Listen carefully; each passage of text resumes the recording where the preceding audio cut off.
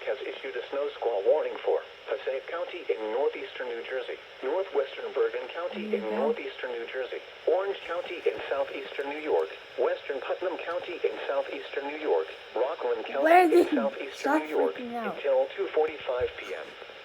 At 2:09 p.m., a dangerous snow squall was located along a line extending from Island to Andover, moving southeast at 45 miles per hour. Hazard, whiteout conditions. Zero visibility in heavy snow and blowing snow. Wind gusts up to 40 miles per hour.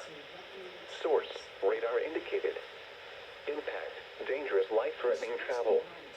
Locations impacted include Newburgh, Middletown, West Milford, Ringwood, Pompton Lakes, Suffern, Port Jervis, Monroe, Walden, West Point, Warwick, Goshen, Sloatsburg, Cold Spring, and Howells.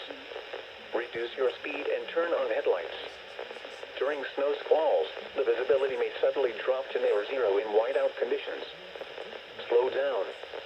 Rapid changes in visibility and road conditions are expected with this dangerous snow squall. Be alert for sudden whiteout conditions.